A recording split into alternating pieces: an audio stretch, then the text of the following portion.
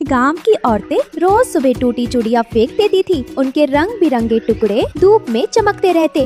वाह, ये तो मेरे घोंसले के लिए एकदम बढ़िया है, मजबूत भी और सुंदर भी। रानो चिड़िया टूटी चूड़ियों को उठाकर अपने घोंसले की दीवारों और किनारों में लगाती है। अब मेरा घर सब घरों से अलग और मजबूत होगा।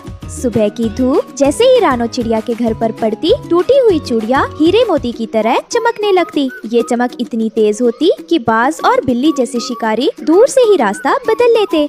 दोस्तों, ये रहे हमारी आज की वीडियो के प्यारे सब्सक्राइबर्स और फॉलोअर्स के नाम। मानवी, शैलेश कुमार, नौशीन, प्रियांशी, खुशबू, नदीम। और जो नहीं चुने गए, चिंता मत करो, अगली बार तुम भी बन सकते हो जंगल के सुपरस्टार। दोस्तों, अगर आप भी चाहते हैं मैं आपका नाम अपनी कहानी में लूं, तो देर किस बात की, जल्दी से कमेंट करके अपना नाम हमें भेजें। रानो की पड़ोसन गोरी कौवी ये सब देखकर बोलती है, अरे रानो, तेरे घर पर ये कैसी रोशनी फैल रही है? लगता है जैसे पेड़ पर कोई महल टिका हो। तेरे अंडे तो इन चमचमाती दीवारों के बीच राजकुमारों जैसे पलेंगे। हाँ गोरी, ये सब तेरी जैसी चिड़ियों की तोड़ी हुई चूड़ियों की ही मेहरबानी है। मैंने सोचा क्यों ना इन्हें फेंकने के बजाय अपने घोंसले में लगाऊं। अब ये घर सुंदर भी है और मजबूत भी।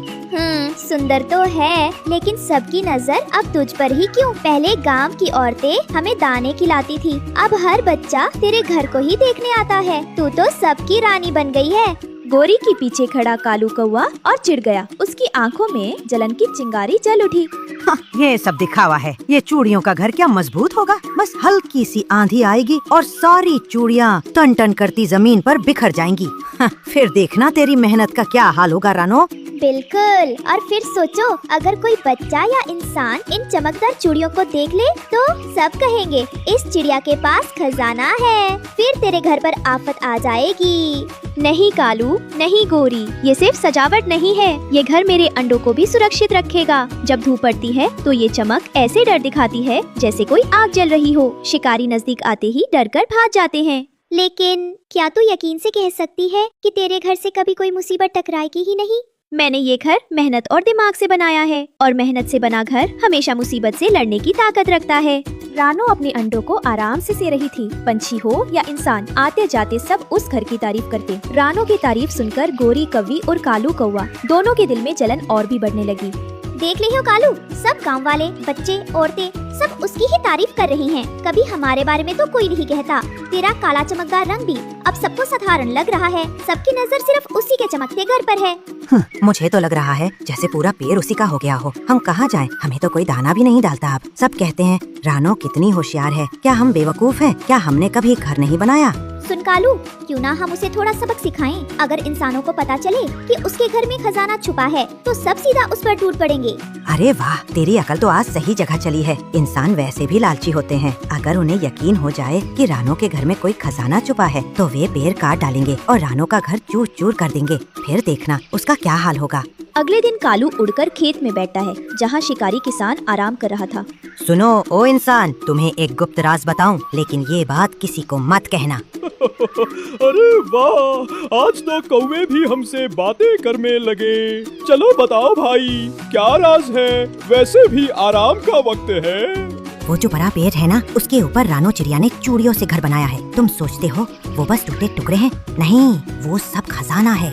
सोना, चांदी, हीरे, मोती सब उसके घर की दीवारों में छुपे हैं। अरे सचमुच? मैंने भी देखा है कि जैसे ही धूप पड़ती है घर चमकने लगता है। मुझे लगा बस चूड़ियों का खेल है, लेकिन तू तो कह रहा है जादुई खजाना छुपा है।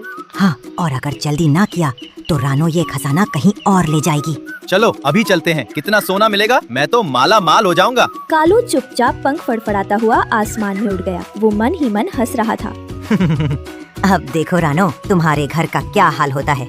ना रहेगा पेड़, ना रहेगा तेरा चूड़ियों वाला महल। ये आवाज कैसी है? कोई पेड़ काट रहा है क्या? रानो घोंसले से धीरे धीरे वो अपने घर से बाहर निकली। रानो ऊपर से झांककर नीचे देखती है ओह, तो ये सब उनकी चाल है। कालू और गोरी ने ही इंसानों को भड़काया होगा। अब मेरे बच्चों पे खतरा है। लेकिन चूड़ी घर में से एक असली चूड़ी नहीं थी, वो एक जादुई चूड़ी थी। जो भी बुरा इंसान या पक्षी घर को नुकसान पहुंचाना चाहता, वो चमककर उसे सबक सिखा देती थी। और जैसे ही इंसान कुल्हाड़ी उठाता है, जैसे ही वो पेट पर मारता है, जादुई चूड़ी चमक उठती है और तेज लाल रोशनी शिकारी आंखों पर पड़ती है। अरे मेरी आंखें जल रही है, मेरी आंखें जल रही है, मैं कुछ देख नहीं पा रहा। शिकारी डरकर पीछे हट जाता है और कुल्हाड़ी छोड़ वहाँ से भाग जाता है।